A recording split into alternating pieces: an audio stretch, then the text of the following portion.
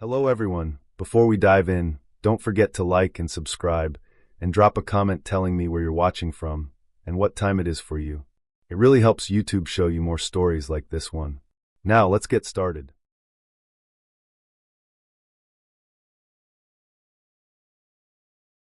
Flathead Lake, July 2nd, 2021, 11:18 p.m. I remember the date because I wrote it on the inside cover of my notebook earlier that night. I always did that on solo trips, mostly out of habit, partly so I could look back and remember where I was if something went wrong. The West Shore was quiet that evening, quieter than I expected for a summer weekend. No campfires, no distant music, no glow from other tents. Just a wide stretch of dark water and a pale moon sitting low over the mountains. I had set my tent back from the shoreline, far enough that a sudden rise in the water would not reach it, but close enough that I could hear the lake breathing. That slow, steady push and pull of water against stone had always helped me sleep. I didn't light a fire. I didn't even cook. I ate cold food and watched the moon reflect in long, broken lines across the surface. The air smelled clean, like wet rock and pine sap, and there was a sharp chill that crept in once the sun was gone. By 11 o'clock I was already in my sleeping bag, boots off, headlamp hanging from the top of the tent. I lay on my back and listened. The lake had its own rhythm, but every now and then something else cut through it. A bird, maybe, or a fish breaking the surface. Each sound felt louder because there was nothing else competing with it. At exactly 11:18 p.m., I heard splashing that did not fit. It wasn't fast. It wasn't careless. It sounded like measured steps, one after the other, moving away from shore instead of toward it. The water parted slowly each time, like whoever was making the noise was trying not to rush. I sat up, my body already tense before my mind caught up. I unzipped the tent and stepped out onto the gravel in my socks. The stones were cold and uneven under my feet. The moonlight was bright enough that I didn't need the headlamp right away. I scanned the shoreline, then the water. That's when I saw him. He was standing in the lake, chest deep, maybe 30 or 40 feet from where I stood. His back was to me. He wasn't moving at all. The water around him was flat, too flat, like a photograph instead of a real surface. I remember thinking how strange it was that someone would walk that far into the lake at night without making noise, without splashing more, without hesitation. My first thought was that something was wrong. Hypothermia, maybe. A drunk who wandered in and didn't realize how deep it was. I reached for my headlamp and clicked it on, the beam cutting a white tunnel across the water and landing on his shoulders. That's when he turned. I did not see blood. I did not see wounds. Nothing about him was violent or broken in an obvious way. His face was pale, but not sickly. The problem was that it looked incomplete. The features were there, but shallow, like they hadn't been finished. His eyes seemed too smooth, his mouth set in a line that did not change. It reminded me of a mannequin head left too close to a heater, softened just enough to lose detail. I blinked, hard, because I thought my eyes were playing tricks on me. When I opened them again, he was closer. His legs had not moved. I know that sounds impossible, but I was watching the waterline. There were no ripples spreading out from him, no disturbance that matched the distance he had closed. He was simply nearer than he had been before, close enough that I could see the wet shine on his skin. My chest tightened. I stepped backward, my heel sliding on loose gravel. I felt stupid for being scared, but fear doesn't wait for permission. I took another step back, then another, keeping the light on him, trying to make sense of what I was seeing. I tripped on the edge of my tent. I went down hard, the breath knocked out of me. The headlamp flew from my hand and hit the ground. The light cut out instantly. The darkness after that was complete. The moon had slipped behind a cloud, and without the lamp there was nothing to break the black. I stayed where I was for a second, listening, my heart pounding so loud it drowned out everything else. Then I heard wet footsteps on gravel. They were close. Too close. Each step was heavy, deliberate, the sound of water dripping onto stone. I could picture it without seeing it, the way the gravel would shift and crunch under weight. I didn't hear breathing. I didn't hear fabric. Just the sound of something wet moving toward me. I scrambled backward, clawing at the ground, until my back hit the tent. I fumbled for the zipper, my fingers numb and clumsy. The footsteps stopped. There was nothing. No sound at all. The lake went still again, like it had been holding its breath. I don't remember deciding to get into the tent. I just remember being inside it, the zipper pulled shut, my body shaking so hard the thin poles rattled. I lay there for hours, staring at the dark fabric inches from my face, waiting for something to touch it. Nothing did. At some point, exhaustion took over. I must have slept, though it didn't feel like sleep. It felt like blinking and finding time missing. When I woke up, the light was gray and low early morning. The lake looked normal. Calm, blue, empty. I stepped out of the tent slowly, half expecting to see someone standing where the water met the shore. There was no one. The gravel was smooth and undisturbed. No footprints. No drag marks. No sign that anyone else had been there during the night. I walked the shoreline for a long time, scanning the water, the rocks, the wet sand. Nothing. Then I noticed my boots. I had left them just outside the tent, where I always did. They were soaked through, heavy with water, the leather dark and stiff. When I tipped one over, lake water poured out. The socks I had worn the night before were still dry inside the tent. I know that because I checked again and again, trying to understand how my boots could be wet if I hadn't been wearing them. I packed up slowly, my hands unsteady. I didn't eat. I didn't sit down. I kept looking over my shoulder, even though the shoreline stayed empty. Before I left, I walked to the edge of the lake one last time. The water was cold and clear. I dipped my hand in and watched the ripples spread, small and perfect, exactly the way they were supposed to. I drove away before the sun was fully up. I did not go back to that shore. I threw the boots away a week later because they never dried right. They always smelled like the lake, even after I scrubbed them. I still think about that night, about how calm everything looked in the morning, how clean the shoreline was. I think about the soaked boots and the hours I cannot account for. I don't try to explain it anymore. I know what I saw, and I know what I didn't remember doing. That is enough to keep me from ever camping alone near deep water again.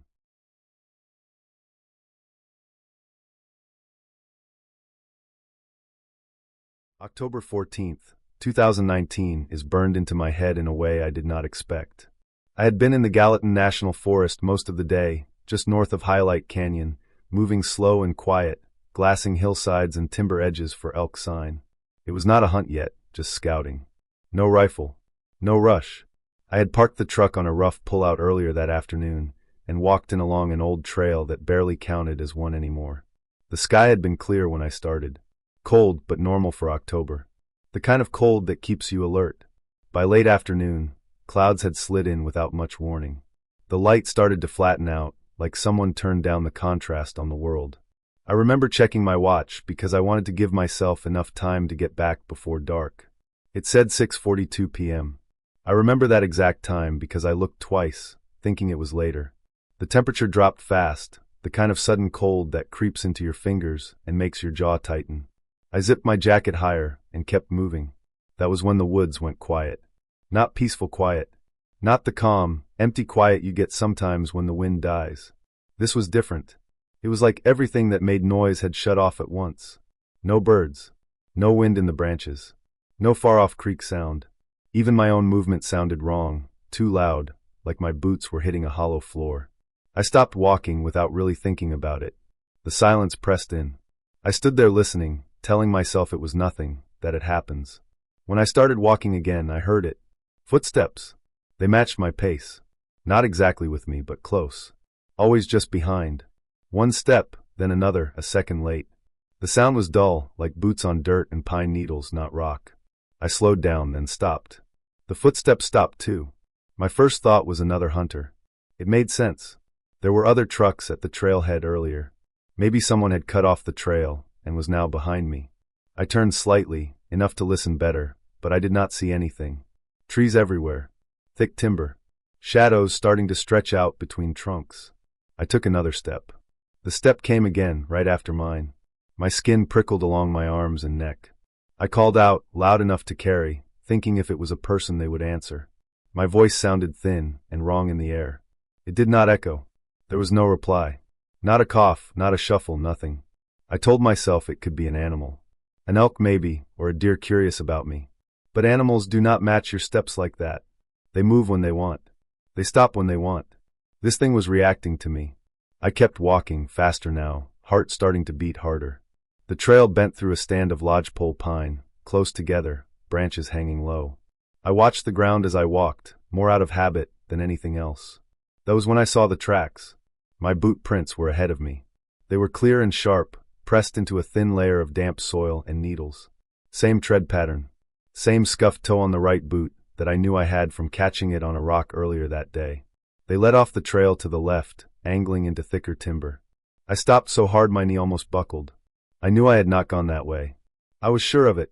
I had stayed on the trail the whole time, marking mental notes of landmarks. I stood there staring at those prints, my breath fogging in front of my face.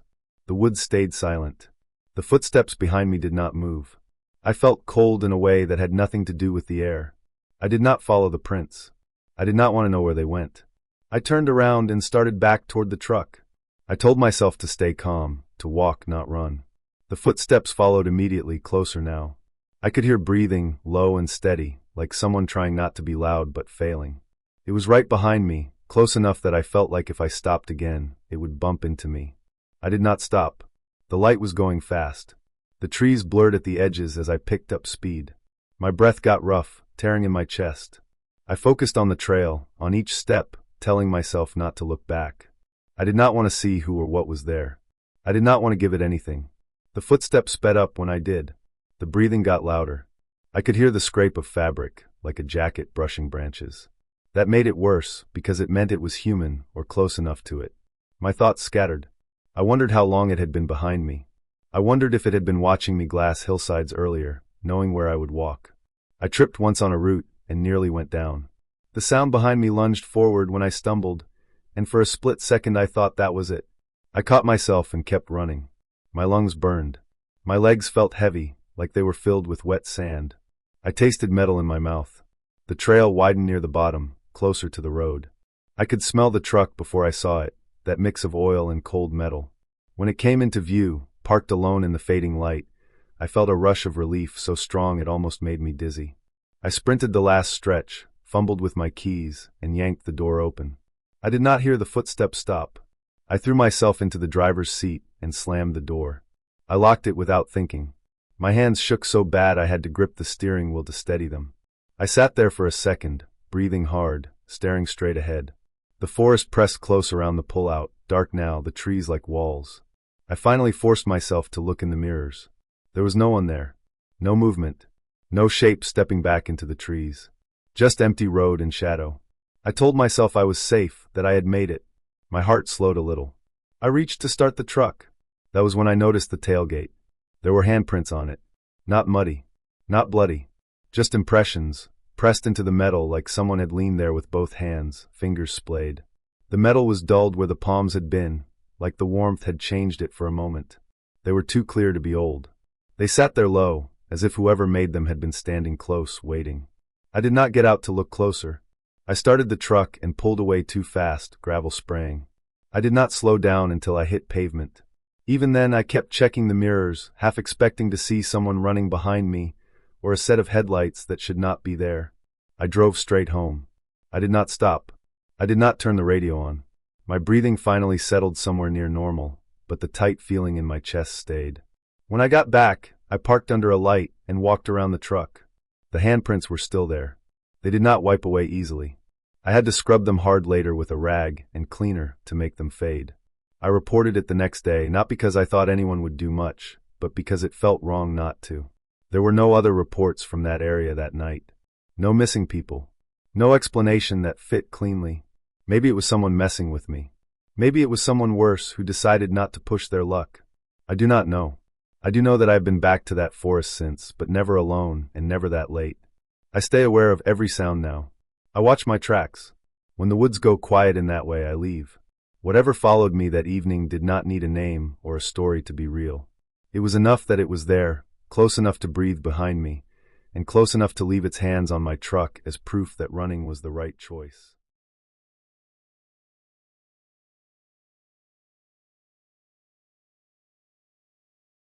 I went into the Absaroka Beartooth Wilderness alone because I needed the quiet and because I trusted the routine I had built over years of hiking. September had already stripped the crowds away. The air was sharp at night, clean enough to sting.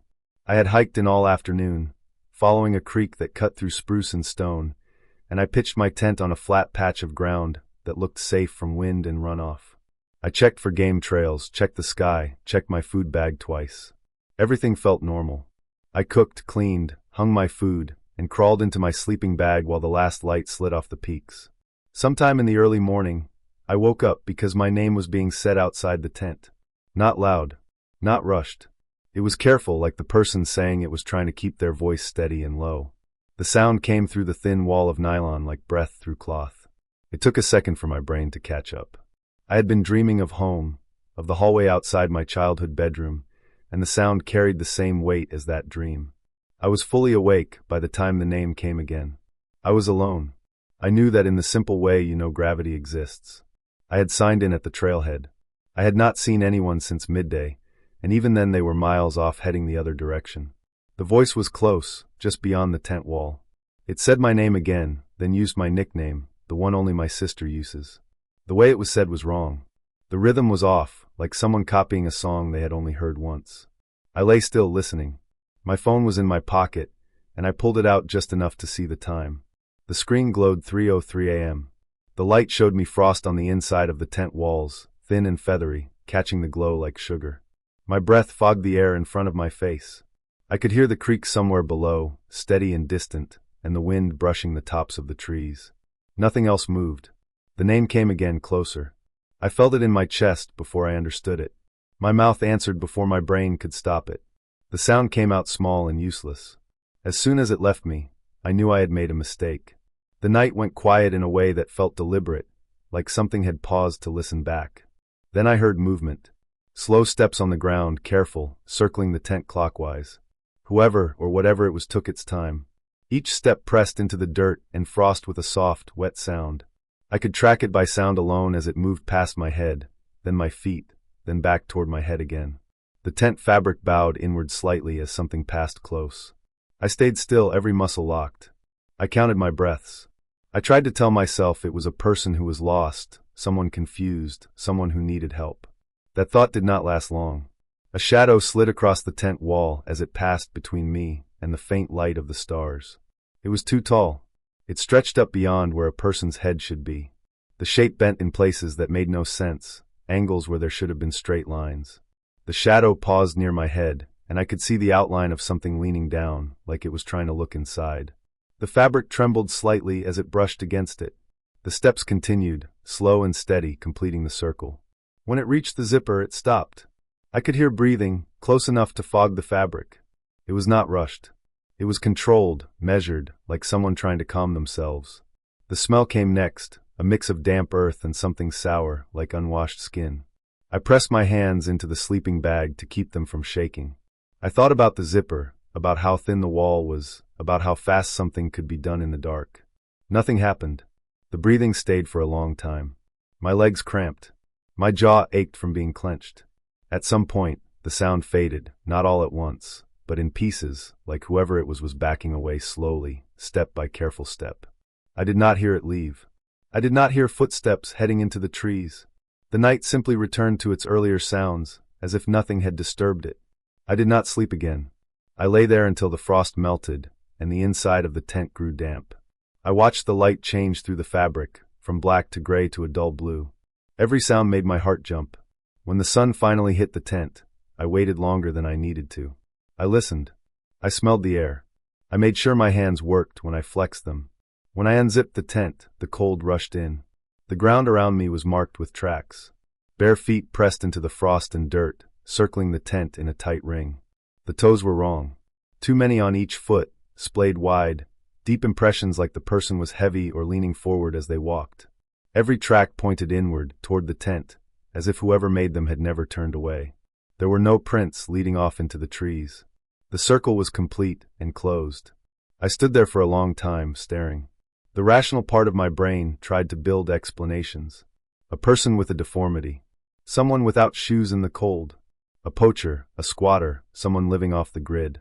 None of it fit cleanly, but all of it was more acceptable than the alternative. I packed fast, hands clumsy, eyes scanning the tree line. I did not eat. I did not go to the creek. I shouldered my pack and left, following my own tracks back the way I had come. At the trailhead, I reported what I could without embellishment. The ranger listened, took notes, and nodded. There were people out there, he said, without saying it. People who did not want to be found. People who moved at night. I drove away with the sun high, and the mountains calm and beautiful, like they had always been. I still think about the way my name sounded in the dark, and how easy it was for me to answer. I think about the circle of tracks, and the way they never pointed away. I have not camped alone since. When I go back to the woods, I keep my tent zipped tight, my headlamp close, and my name to myself.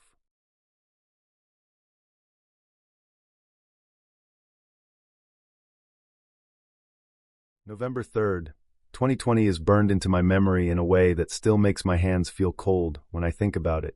The Cabinet Mountains were already deep into winter, even though the calendar said fall. The snow had come early that year, heavy and wet at first, then light and dry as the temperatures dropped. By the time I parked at the trailhead that afternoon, the snow along the road was packed hard and gray from plows. The sky was low and flat, the kind of sky that looks like it's pressing down on the trees. I was snowshoeing an old mining road I had marked on my GPS months earlier. It wasn't a trail anyone used anymore. The road didn't show up on modern maps, but it still existed on satellite images if you zoomed in far enough. I like places like that. Quiet. Forgotten. The kind of place where you could walk for hours and not see another person or even fresh tracks. The snow was about a foot deep off the packed road, light enough that my snowshoes floated well. Every step made a soft hollow sound like tearing cloth. The trees were mostly fir and larch, tall and close together, their branches sagging under snow. The air smelled sharp and clean, with that metallic edge it gets before dark in the mountains. It was already late in the day. I had checked my watch at 4:30 p.m. and told myself I had enough time to go a little farther before turning back. The road climbed gently, curving around the slope of the mountain. Old rusted bits of metal stuck out of the snow now, and then pieces of cable, a broken wool half buried. Signs that people had once worked hard up here and then left it all behind. My GPS showed I was still on the line I expected. Everything felt normal, quiet in a good way. Then I saw the cabin. At first I thought it was just another trick of the light, a shadow that looked solid because my eyes were tired. But as I got closer, the shape didn't change. It was a small log cabin set back a few yards from the road, the logs dark and weathered but solid. Snow sat thick on the roof. A thin line of smoke drifted straight up from the chimney, barely moving in the still air. That stopped me in my tracks. The windows were lit, not lantern light. Electric light, steady and pale yellow. I stood there for a long moment, listening. I could hear my own breathing loud in my ears, and somewhere far off, a tree branch creaked under the weight of snow. Nothing else. No generator noise. No wind. I pulled out my GPS and checked the map again, zoomed in, panned around. There was nothing marked there. No structures. No notes. I had cross-checked this area with old maps before coming out. I knew where every abandoned cabin was supposed to be, or at least where records said they had been. This wasn't one of them. I told myself it could be a newer hunting cabin someone built without permits. People do that in remote places. Still, the smoke bothered me. Someone was inside. That meant someone was living up here, alone, in early winter, miles from the nearest maintained road. I walked closer. My snowshoes crunched loud on the packed snow near the cabin. The front door was plain wood, no markings. I knocked, more out of habit than anything else. The door opened after a few seconds. The man who stood there was old, maybe in his 70s or 80s. His face was lined deep, his skin pale and thin. He wore a heavy sweater and wool pants, clothes that looked decades old but clean. His eyes were clear and sharp. He looked at me for a long second without moving, like he was measuring something. He let me inside with a small nod of his head. The cabin was warm, much warmer than I expected. A wood stove sat against one wall, glowing faintly. The air smelled like burning pine and old dust. The inside was simple. A table, 2 chairs, a narrow bed against the wall. Everything was neat, almost too neat, like it hadn't been touched in a long time. No clutter. No personal items beyond the bare basics. He watched me the whole time. He warned me, without raising his voice, not to stay after dark. He explained that the mountain did something after the sun went down. He described it in a flat, matter-of-fact way, like he was explaining the weather. He made it clear I needed to leave before then. I checked my watch. 4:55 p.m. Right as I looked up, something changed in him. His body went stiff, like every muscle locked at once. His eyes went wide and fixed on something past me toward the window. His mouth opened slightly, but he didn't make a sound. He didn't move. I didn't wait. Every instinct I had told me to get out. I stepped back into the snow. The light outside had changed fast. The sky was darker, the clouds thicker, the kind of dim that comes right before everything turns gray. I turned downhill, following the road back the way I had come. That's when I saw the second cabin. It was farther down the slope, maybe 100 yards away, tucked between the trees. Same size, same shape. Smoke rising from the chimney. Lights on. I stopped, my heart pounding hard enough that I could feel it in my throat. The road hadn't been straight enough for me to miss it before. I would have seen it on the way up. Then I noticed movement in the window. A person standing there, close to the glass. Watching me. I started walking faster. The snow felt deeper now, softer, grabbing at my snowshoes. My breathing came out in sharp bursts. I kept my eyes on the road, afraid to look too long at the cabin. Another one appeared farther down. And then another. Each one spaced just far enough apart that you couldn't see them all at once. Each one lit. Each one with a figure inside, standing still, facing the window. Some were tall. Some shorter. None of them moved. The silence was heavy. No voices. No footsteps behind me. Just the sound of my own gear and the faint hiss of falling snow. It had started snowing harder without me noticing, thick flakes that blurred the edges of everything. I turned around once, just for a second, to look back uphill. The original cabin was gone. There was nothing there but trees and an unbroken slope of snow. No tracks leading to it. No clearing. It was like it had never existed. The road behind me looked the same as it had everywhere else, a narrow white line cutting through dark trunks. Panic crept in slow and cold. I forced myself to stop and pull out my GPS again. The screen glowed bright in the dim light. My track showed a clean line back to the trailhead. No loops. No sudden turns. Nothing strange. I followed it exactly, step by step, even when my eyes told me the road bent a little differently than before. The cabin stopped appearing after a while. The trees thinned. The slope eased. I didn't slow down until I saw the shape of my truck through the snow, exactly where I had left it. I climbed inside, slammed the door, and sat there with the engine running, hands shaking on the steering wheel. I drove straight home without stopping. In the days after, I tried to make sense of it. I went through my GPS data again. The track was clean. The timestamps matched what I remembered. No missing time. I pulled old survey records from the county archives, scanned documents from the early 1900s. There had been mining cabins in that area once, a small camp that operated briefly, and was abandoned by 1912 after a bad winter and a mine collapse. The records were clear. Nothing had stood there since. No permits. No modern structures. No recent activity. I went back to the area months later, in summer, with clear weather and daylight. I followed the same route. The road was there. The trees were the same. There were no cabins. No clearings. No signs anyone had been living there. Just old debris half sunk into the ground, and the quiet of a place that had been empty for over 100 years. I don't go snowshoeing alone anymore. I don't stay out late in the mountains. And every time the light starts to fade and the air gets that sharp metallic smell, I remember the way those cabins looked, warm and solid and completely out of place, and how easily they disappeared, leaving nothing behind but snow.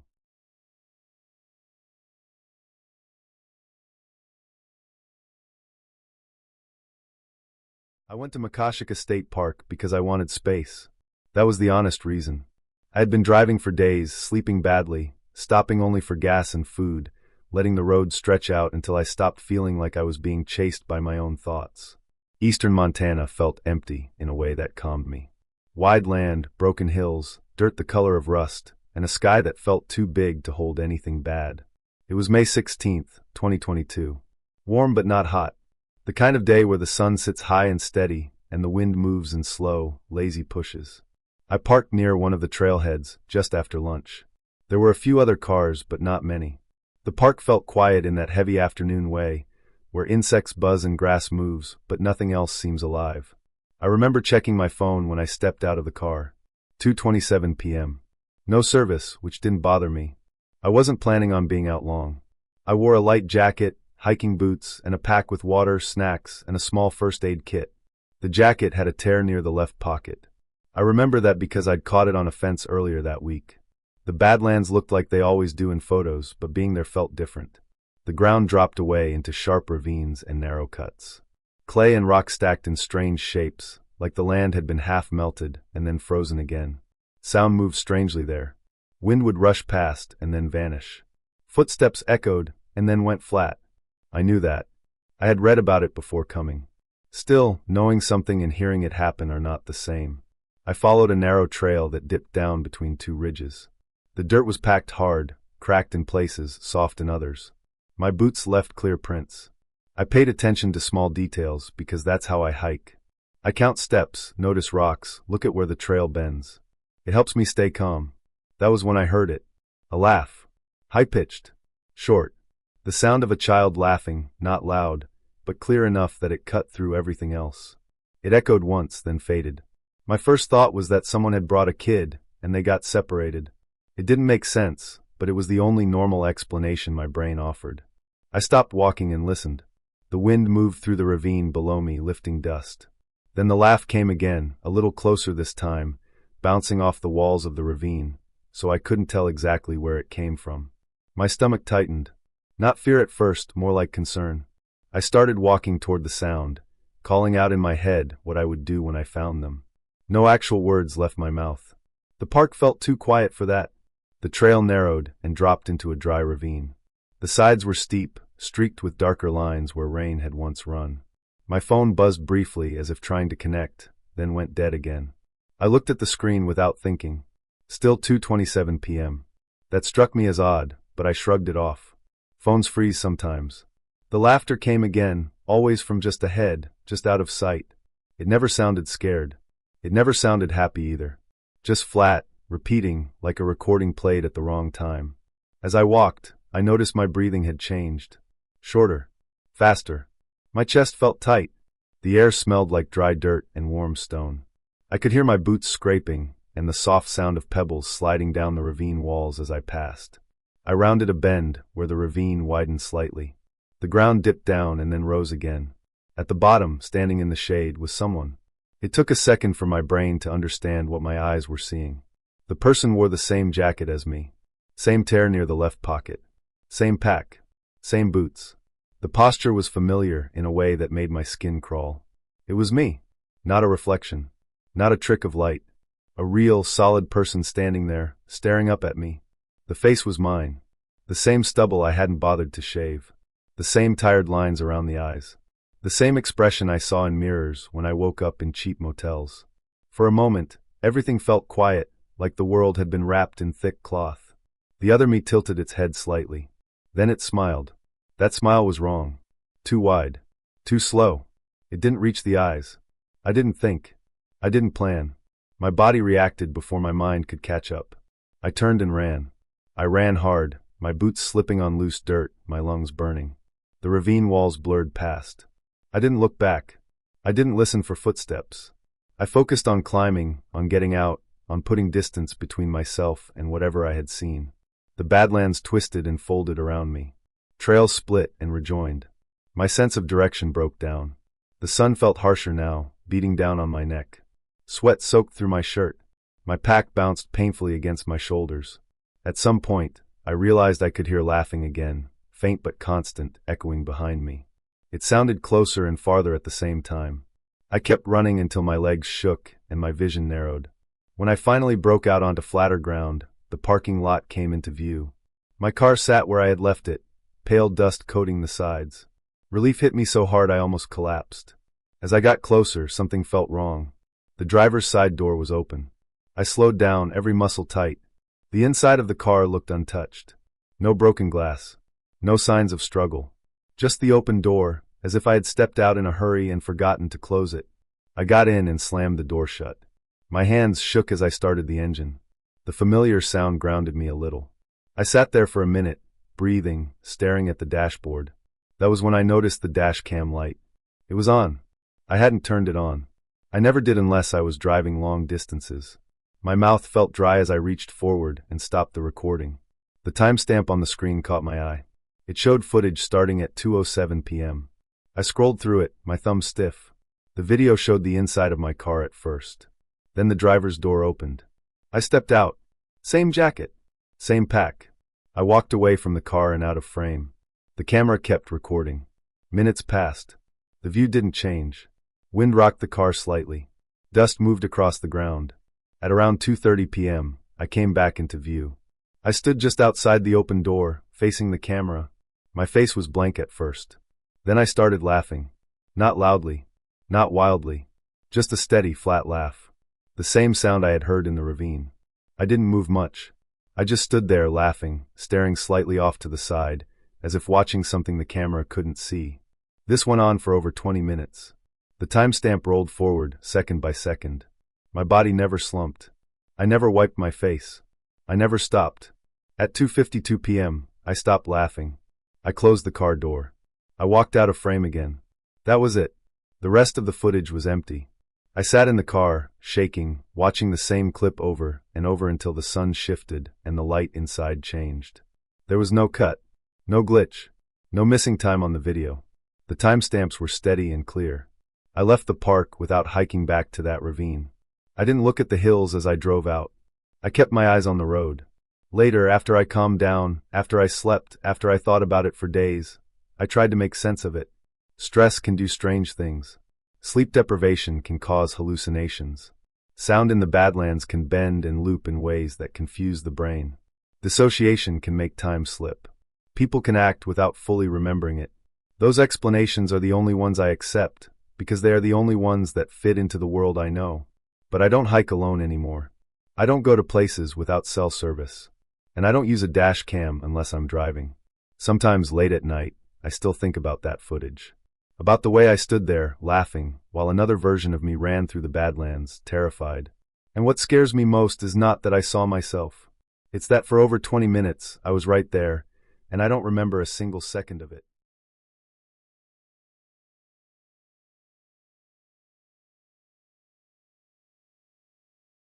The morning was cold enough that my breath stayed in front of my face instead of fading. December 28th, 2017. I remember the date, because I checked it twice on my phone before I left the house. The sun was barely up, just a thin gray light pushing through the trees. Lolo National Forest is quiet at that hour, not peaceful quiet, but the kind that makes every sound feel louder than it should. Snow from earlier in the week had crusted over and then softened again, so walking sounded like slow tearing fabric under my boots. I had parked my truck off an old logging spur that most people don't use anymore. The road was frozen hard, ruts locked in place from trucks that hadn't been there in months. I brought the chainsaw, fuel, wedges, and my splitting maul, all laid out in the bed like I always did. I'd done this kind of thing for years. I wasn't new to the forest, and I wasn't careless.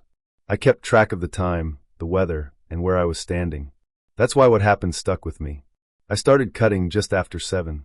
The saw ran clean, the chain sharp, the engine sounding right. The smell of two-stroke exhaust mixed with pine sap. I worked slow, cutting deadfall I already had marked from earlier trips. Nothing felt wrong at first. No strange sounds, no sudden silence. Just the normal forest waking up, branches settling, distant birds. After a while I noticed tracks crossing the small clearing where I was working. Deer tracks. Fresh. They cut across the snow in a straight line, not scattered, like the animal had been moving at a steady walk. I shut off the saw and followed them without really thinking about it. I always look at tracks. It's a habit. The prints were clean, deep enough to show the animal had weight, but not panicked. No churned snow, no long strides. The tracks led toward a stand of firs, then just stopped. Not faded out. Not mixed with other tracks. They ended like someone erased them. The last prints were sharp, the edges still crisp. There was no blood in the snow. No marks where something had been dragged. I walked in a slow circle around the spot, widening it step by step. Nothing. The snow around it was untouched except for my own boots. I looked up into the trees, expecting to see broken branches or shaken needles, but everything was still. No snow had fallen from above. It didn't make sense, and that bothered me more than if I had found a mess. The air smelled off. Not rot. Not smoke. It had a sharp metallic edge to it, like old pennies or a wet toolbox. I remember thinking it reminded me of a slaughterhouse I passed once as a kid, just faint enough that I couldn't be sure. I told myself it was my imagination, cold air doing strange things to smells. I went back to the truck to warm my hands and check the time. When I opened the door, the radio came on by itself. The volume wasn't high, but it was loud in the quiet. Static at first, steady and even. I hadn't turned the key yet. I stood there with one foot still outside the truck, listening. Then the static shifted. A voice came through, low and flat. Not emotional. Not loud. Just words, clipped and spaced out. Numbers, directions. Coordinates. I froze. I know how radios work. I know about bleed-through and logging channels and weather broadcasts. This didn't sound like any of that. The voice wasn't distorted like a weak signal. It sounded close, like it was meant to be heard clearly. I didn't write the numbers down. I didn't need to. I recognized them right away. They pointed to the exact spot where I had been standing when I found the tracks. The smell was stronger then. The same metallic edge, thick enough to sit in the back of my throat. I felt a pressure between my shoulders, like when someone is watching you and you know it without seeing them. I looked up again, slow this time, scanning the branches. Nothing moved. No birds took off. No limbs shook. It felt like whatever was there didn't need to move. I didn't turn the radio off. I didn't shut the door gently. I dropped the chainsaw where it lay in the snow, bar half buried, fuel still warm. I got in the truck and drove. I didn't speed. I didn't look back. I followed the road out, hands tight on the wheel, jaw clenched so hard my teeth hurt. The drive home felt longer than it should have. Every time I passed under trees, I felt that same pressure, like something above me, just out of sight. By the time I reached pavement, my hands were shaking. I told myself it was the cold. I told myself it was a coincidence, a bad morning, nothing more. That night, it snowed again. A light snow, just enough to cover the ground in a thin, even layer. When I opened my front door the next morning, I saw the mud on the porch. Not smeared, not tracked all over. Just a line of prints leading up the steps and stopping at the door. Hoof prints. Big ones. They were pressed deep into the wet wood, like whatever made them had been heavy and calm. No sliding. No scuffing. They didn't come from the yard. They started on the porch, as if placed there. I stood there for a long time, staring at them. The smell was there too, faint but familiar. Metallic. Cold. I checked around the house. No damage. No blood. No sign of a struggle. Just the prints, drying slowly in the morning air. Over the next few days, I tried to make sense of it. I read about predators. Mountain lions can take deer cleanly. They can lift more than you'd expect. They can leave almost no sign if the ground is right. Radios can pick up strange signals, even voices, under the right conditions. Mud can be tracked in without noticing. But the explanations didn't sit right when I put them all together. The timing. The location. The way the tracks ended and started. The way the forest felt that morning, like it was holding its breath. I went back once, weeks later, just to look from the road. The chainsaw was gone. There were drag marks in the snow then, old and weathered, leading into the trees at an angle I hadn't checked before. High enough that I would have missed them unless I knew where to look. I don't cut wood anymore. I don't go into that part of the forest. Some things can be explained if you pull them apart one by one. But when they all point to the same place at the same time, you listen. I learned that morning that the woods don't always announce what they're doing, and they don't owe you clarity. Sometimes the warning is quiet, and sometimes it follows you home just long enough to make sure you understand it.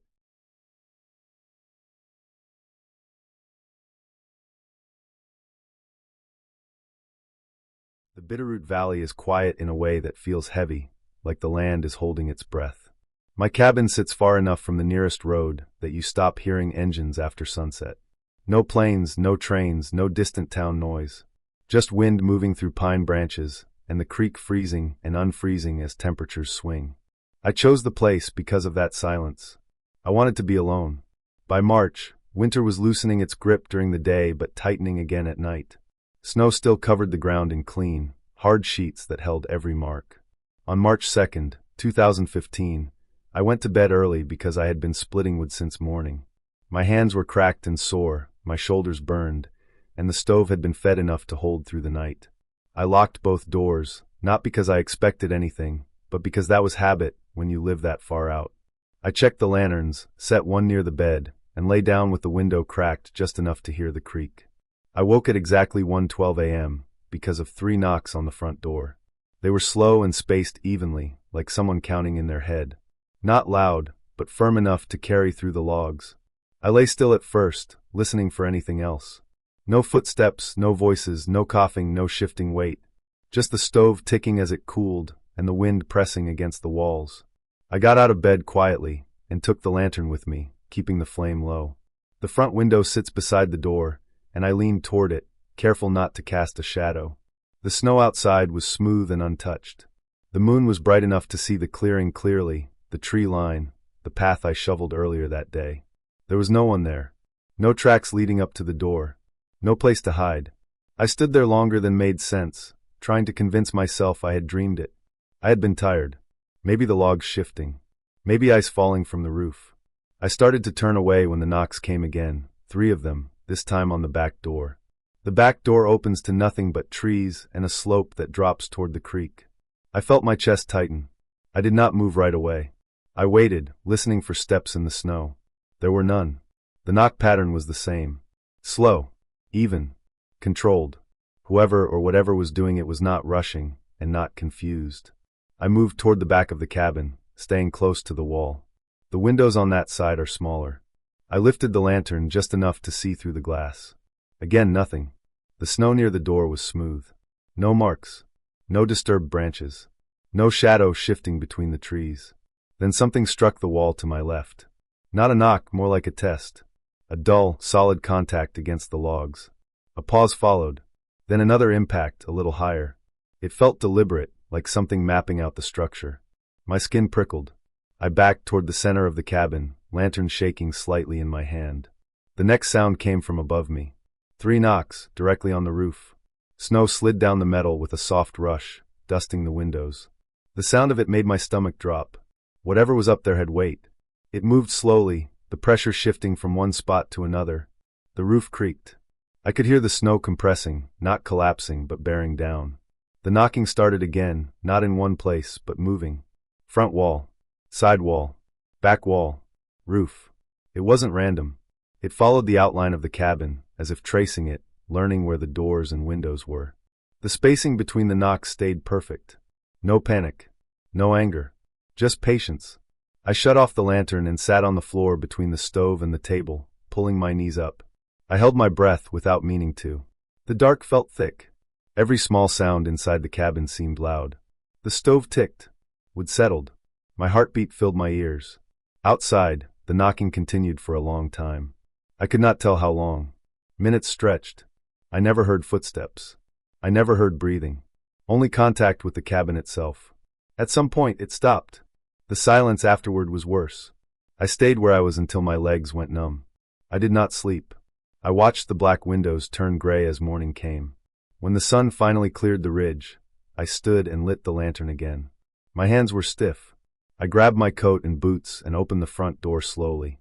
Cold air rushed in. The snow in front of the cabin was no longer smooth. Footprints circled the place.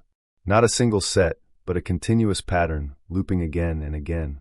They were deep, pressed hard into the snow, but wrong. Too wide at the front, too narrow at the heel. No clear toe marks, no claw marks. They were uneven in a way that did not match any animal I knew, and I had lived around wildlife my whole life. They were spaced close together, like short steps taken carefully. There were no tracks leading away from the circle. None leading toward it either. Just the ring, packed down by repeated passes. Near the doors, the impressions changed. Long marks dragged sideways, as if something had shifted its weight and leaned in. On the wall beneath the roof, the snow was scuffed and compressed, like someone had braced themselves there. I walked the perimeter slowly, forcing myself to look at everything.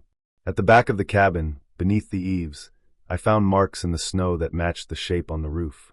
Indentations where weight had been set down, lifted, set down again. The pattern suggested hands, but not like mine. The spacing was wrong. The length was wrong. Whatever made them had pressed down hard enough to leave bruised ice beneath the surface. The footprints ended at the front door. Right at the threshold, they stopped. Not turning away. Not breaking pattern. They faced inward. Close enough that I could imagine someone standing there, listening, waiting for a sound from inside. The snow there was packed flat, like the figure had stood still for a long time. I did not find tools. I did not find dropped gear. There were no signs of a vehicle, no broken branches leading off into the trees. Just the marks and the damage to the snow and the faint scuffs on the logs where something had leaned in close. I spent the rest of the morning checking everything. No forced entry. No broken locks. The roof was intact. The walls were solid. The stovepipe had been rattled slightly, just enough to leave fresh scratches where snow had been brushed away. That told me it had been touched. By midday, the valley felt different. The quiet was no longer peaceful. It felt watched. I packed what I could fit into my truck without rushing. Food, clothes, papers.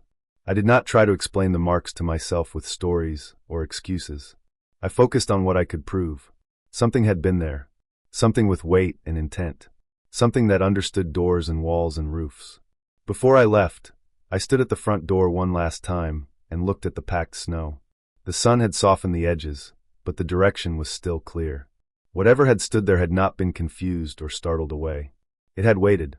When it left, it had done so without leaving a trail, as if it knew exactly how to step where it had already been. I did not go back to that cabin. I reported nothing, because there was nothing that would sound real to anyone else.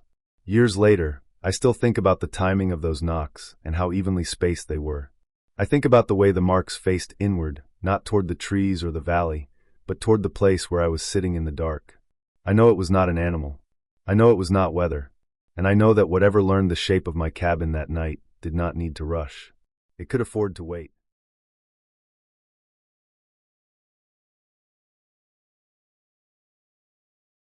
I started before sunrise because that is how I like it. Fewer people, fewer sounds, less pressure to move at someone else's pace. Logan Pass was still mostly quiet when I parked. The sky was a deep blue that only happens right before daybreak, and the mountains looked flat and dark, like cut paper shapes stacked on top of each other. Snowbanks lined the road, dirty on the edges, clean and pale where plows had not touched them.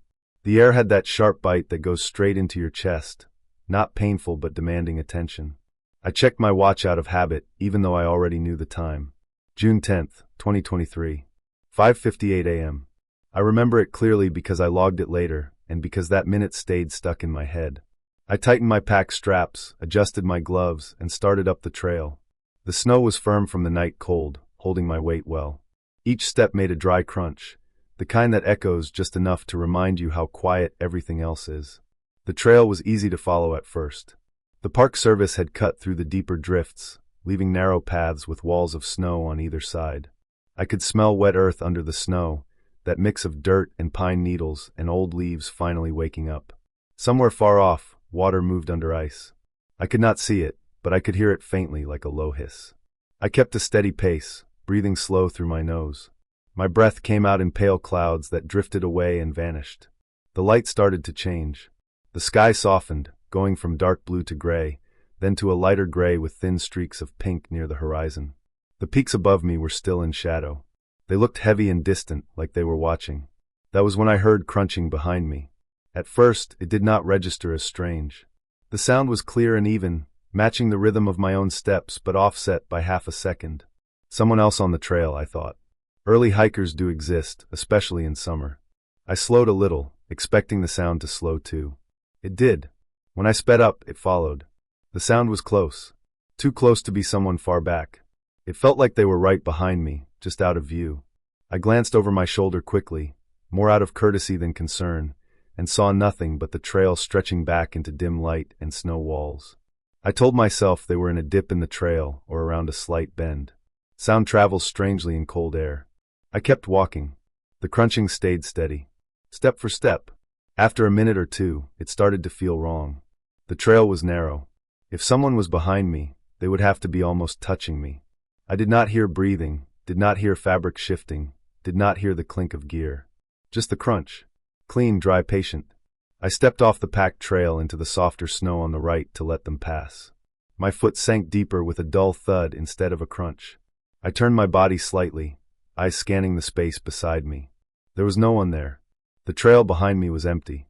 No movement, no shape.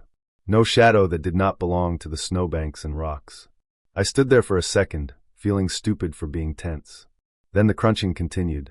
It was right beside me now. Not behind. Beside. I felt it more than I heard it. The vibration of compressed snow, the faint shift of pressure through the ground. My skin tightened along my neck and shoulders. The air felt different on the back of my neck, colder, heavier. Then I felt breath. It was not warm. It was cold and damp, like air pulled straight from a freezer and blown across wet fabric.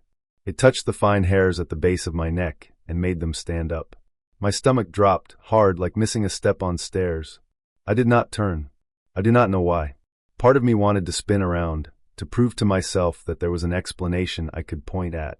Another part of me knew that turning would not help. The trail was empty. I had already checked. Whatever was happening did not need my eyes. I stepped back onto the trail and kept moving. My heart was beating fast, but not wildly. It felt focused, like my body had decided this was a problem to solve, not a panic to indulge. I counted my steps. 1 through 10, then again. I focused on the sound of my boots, the way my calves burned slightly as the incline increased. The crunching stayed with me. Sometimes it was half a step off. Sometimes it matched me exactly. When I slowed, it slowed. When I sped up, it stayed close. The breath brushed my neck again, light but undeniable. My skin felt tight and numb where it touched, like frost settling. The sun was still not over the peaks. The light was brighter now, but the trail stayed in shadow. The air should have been warming. Instead, it felt colder, like a pocket of night clinging to me alone. I kept counting steps. I did not look at my watch. I did not look back. I did not stop. I focused on the simple mechanics of walking. Lift foot. Place foot. Breathe. As I climbed, the trail opened slightly, giving me a wider view of the slope and the valley below. Snowfields stretched out, broken by dark lines of rock and clusters of trees. Everything looked normal. Too normal. That almost made it worse. My neck felt stiff. The cold, damp air touched it again, longer this time, like an exhale held just a second too long. I swallowed and tasted metal like adrenaline. I told myself explanations. Wind shifting through the cut trail. Snow settling under its own weight. My breath curling back toward me in the cold air. Sound bouncing off snow walls. Each idea made sense for a moment, then fell apart when the crunching matched my steps again, precise and close. I counted faster. At some point, without me noticing exactly when, the first edge of sunlight touched the highest peaks. It was a thin line of gold, sharp against the blue and gray. The moment stretched. I kept walking. My calves ached now. My breathing was heavier. Then the sun cleared the peaks. Light spilled down the slopes, fast and clean. It hit the trail ahead of me, turning the snow bright and almost blinding. The air shifted. I felt it on my face and hands, a subtle softening. The crunching stopped. Not faded. Not drifted away. Stopped. The cold breath vanished with it, leaving the back of my neck prickling as sensation returned. I took 3 more steps before I realized the silence was complete. No extra sound. Just my own boots, my breathing, and the faint rush of distant water. I stopped walking. Nothing followed. I stood there for a full minute, scanning the trail ahead and behind me, listening hard. The sun warmed my shoulders. My heartbeat slowed. The mountains did not change. They did not care. I finished the hike without incident, though I stayed tense longer than I needed to. Other hikers appeared as the morning went on. Normal sounds returned. Voices, poles clicking on rock, laughter carried on the air. By the time I reached my car, it almost felt like something I could have imagined. Almost. When I took my pack off, I noticed the straps were stiff. Thin white patterns traced along the fabric, branching and curved. They looked like hands pressed flat, fingers spread, palms resting where the straps would have been against my shoulders. The frost was delicate but clear. The air temperature had risen well above freezing. Snow around the parking area was softening, edges dripping water. Frost should not have been forming then, especially not in patterns like that. I stood there longer than necessary, running a gloved thumb along one of the shapes. It melted instantly under the touch, leaving the fabric dark and wet. I loaded my pack into the car and drove away without turning the radio on. Later, after I had time to calm down, I wrote everything down. I checked weather data.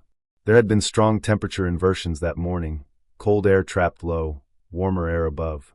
I read about katabatic winds sliding downslope before sunrise, about snow settling in sudden releases, about sound carrying in strange ways through cold, dense air. I looked up hoarfrost patterns forming where moisture from breath meets cold fabric. Every piece made sense on its own. Together, they formed a clear picture of how the mountain behaved that morning, how conditions lined up just right. Cold air pooling in the cut trail. My own breath freezing on the straps. Snow compressing and shifting beside me as the sun rose and pressure changed. Wind moving in narrow channels, brushing my neck and following my pace because I was walking through it. I can explain it now without forcing it. I still do not hike alone at that hour anymore.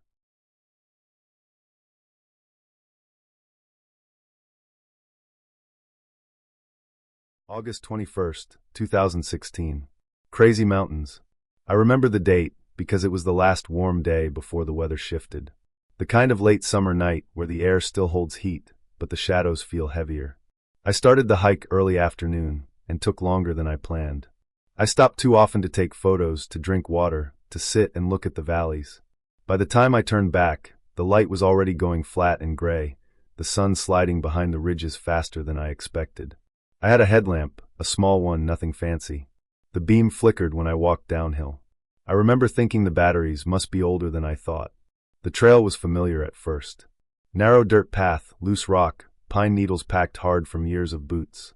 The smell of dust and sap followed me the whole way. Every few minutes I checked my watch. At 9:40 p.m. I looked down again because the forest felt wrong in a way I couldn't explain. The trail markers were still there. Same color, same shape. They were nailed to trees the same way I remembered. But they were too close together. Normally there was a stretch of walking between them, enough time to forget the last one before seeing the next. Now they were appearing every few steps, like someone wanted to make sure you never lost sight of one.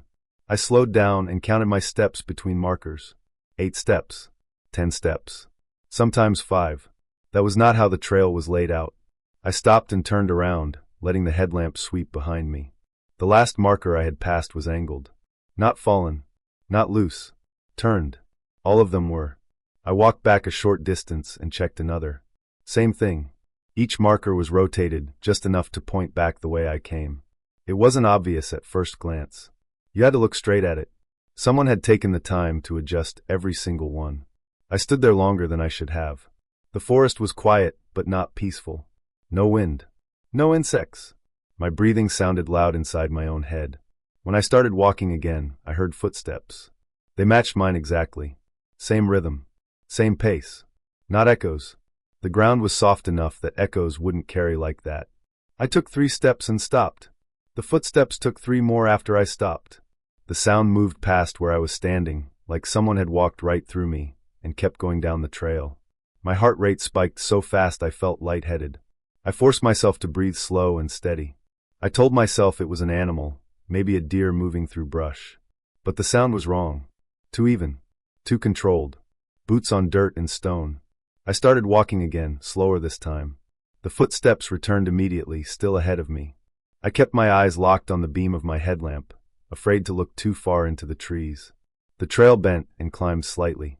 When I rounded the curve, the beam caught movement on the ridge above the trail. There was a silhouette standing against the sky. Human shape. Broad shoulders. Head. Arms hanging at its sides. It was far enough away that I couldn't see details, just the outline. I stopped without thinking. The silhouette stopped at the exact same time. I shifted my weight from one foot to the other. It shifted too. I raised my arm slowly. The silhouette raised its arm a moment before I did. That was the detail that broke something in my head.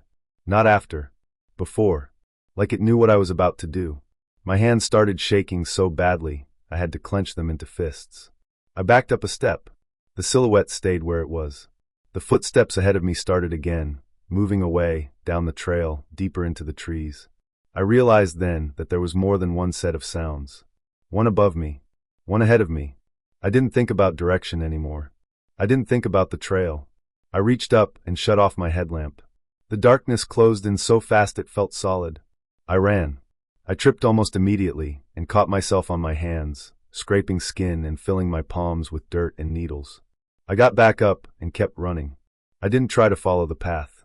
I aimed downhill, trusting gravity to take me somewhere open. Branches snapped against my arms and face. Rocks slid under my feet. I could hear my own breath tearing in and out of my chest. I didn't hear the footsteps anymore, and that scared me more than when I did. At some point the trees thinned. The ground leveled out. My foot hit pavement, and I fell again, this time hard, my shoulder slamming down. I lay there for a few seconds, gasping, pressing my cheek against the cool road surface. When I finally stood up, I was on a narrow mountain road I recognized from the drive-in. I didn't turn my head back toward the trees. I walked down the road until my legs stopped shaking. I sat on the guardrail and waited for my breathing to calm. The stars were bright overhead, normal and distant. Nothing moved at the edge of the trees. I kept my headlamp off the whole time. The next morning, search and rescue met me at the trailhead. There were no friendly talks or comforting reassurances. They were serious, methodical. They showed me a map. According to their records, I had left the marked trail hours earlier and walked straight into private land. There was no maintained path where I thought I had been. No official markers. No reason for anyone to be hiking there at night.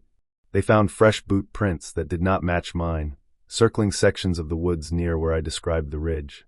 They also found trail markers that did not belong to any park system, nailed recently into trees, spaced too close together, all turned the same way. Those markers were removed later that day. They told me how far I had actually gone. Miles in the wrong direction. Deeper into land that had no public access, no cell service, and no reason for anyone to be there unless they wanted privacy. They told me the road I ran into was the only thing that kept the night from ending differently. I drove away before noon, and didn't stop until I was out of the mountains. For weeks after, I woke up at night convinced I could hear footsteps matching mine. Even now, years later, I don't hike alone anymore. I still think about how someone took the time to move those markers, to practice matching a stranger's movements, to guide someone quietly off a safe trail. Whatever I ran from that night didn't need darkness or silence to hide. It relied on patience, planning, and the fact that by the time you realize something is wrong, you are already exactly where someone else wants you to be.